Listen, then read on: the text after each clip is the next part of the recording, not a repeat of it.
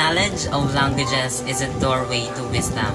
A pleasant day everyone, my name is Petallar, and for this video I will be discussing about language. First, why human language and communication of other species, specifically animals, are different. Second, what are those universal properties of language? And lastly, my personal point of view of how language is being perceived by different group of people. Let's start with why human language and communication of other species are different. Well, obviously, human communication and animal communication are different. For example, your cat. Maybe your cat can communicate some of her needs to you, but you will never be able to have a full conversation with your cat. We humans have more signs. We have more words than those cats or animals in general. So to prove this, let's look at 3 dimensions. First is discrete infinity, second is displacement, and the last one is joint attention. First is discrete infinity. Discrete means limited or countable. For perfect example is our alphabet. In English, we have 26 letters in our alphabet, which is very countable, very limited. But we can make different sentences, different words, which is infinitely many. For example, John says, that Pete says, that Mark says, and so on. It's infinitely long. Second is displacement. We can talk about here and now, and also about things far away in the past or on the moon, which most animals don't have that. And the last one is joint attention. It means we humans share goal.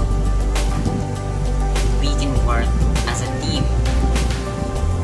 We have to read each other's mind and see what other person is trying to do so that we can help that other person in achieving that goal. Language helps in that.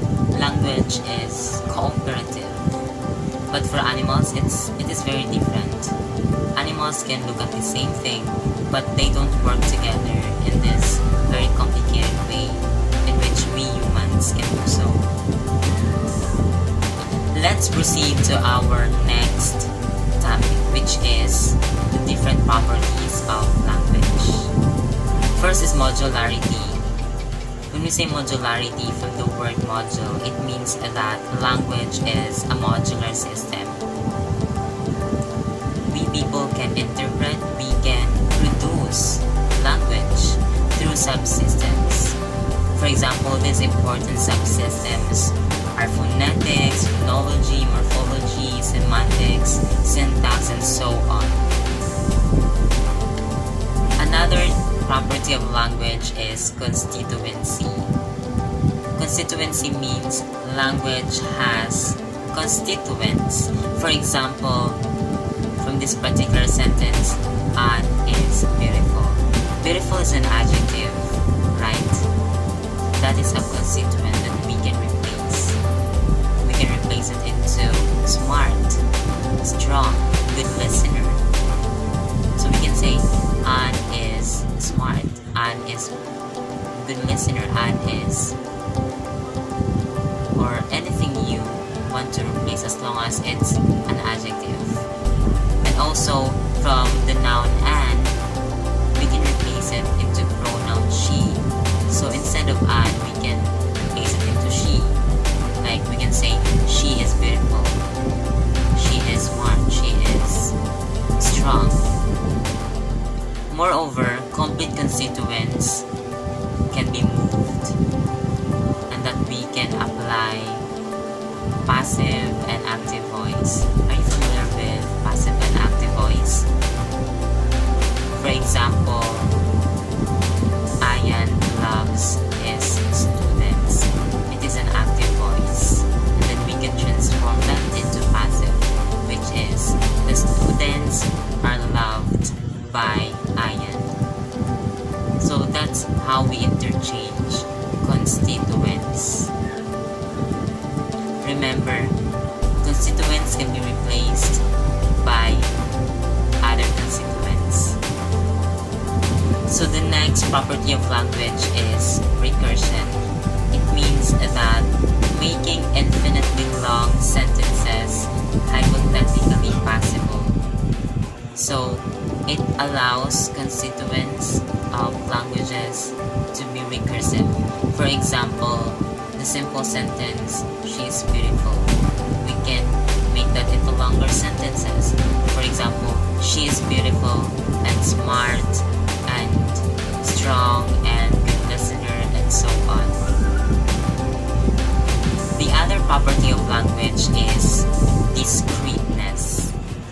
When we say discreteness, it means that each sound in language is meaningfully distinct. For example, in English, we distinguish a short A from short E, so that pat and pet are different words. That's discreteness. Furthermore, we have productivity. It means that languages are potentially and infinitely productive. We people can create or coin new words. For example, during this COVID-19 pandemic that have been left on the long finger, people created different words, different terms such as new normal, COVID-19, which means coronavirus disease 2019, or like lockdown. These words are not found in dictionary, but these words are valid. These are valid because it is an understandable context. Moving forward to arbitrariness, it means that words have no systematic connection with what they mean. For example, the word book. It is an English word, but in Arabic they call it kitab. In Hindi they call it pustak. So definitely book has different names in different languages, but universally known by the name book. So we have also reliance on context. It means that we have to interpret and figure out the meaning of the entire utterances. For example, the word one and the word one. These words are different. For example, if I say, I have only one ball pen, so I use the word numerical 1. So if I say I won the lottery, it means that I use the past tense of win, which is won. So definitely it's how you rely on context, how you find hints or clues in the sentence for you to be able to know what a person is saying. And the last property of language is variability. It means that the language that people use varies depending on who is speaking and the situation in which they are speaking. For example, if you are in a formal meeting, you have to communicate to the people formally, right? Also, if you're communicating with your friends, like you have casual talk, that's how you communicate. It depends on the situation that you are in. So for this line, it means that each language does things differently because language is diverse, language is complex. Moreover, language has subcategories like dialects, jargons, and so on. I just want to include that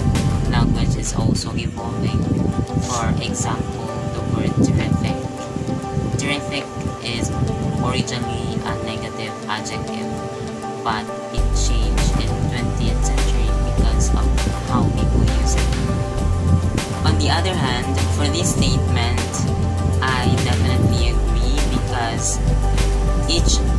although each language is equally functional, there are times that meeting two or more speech communities, one group will have more power. For example, dominant group perceived as having higher status. In result, the language spoken by less powerful people would have stigmatized as incorrect or bad language. But although we have a lot of differences in regards to language, we have to respect each other's language.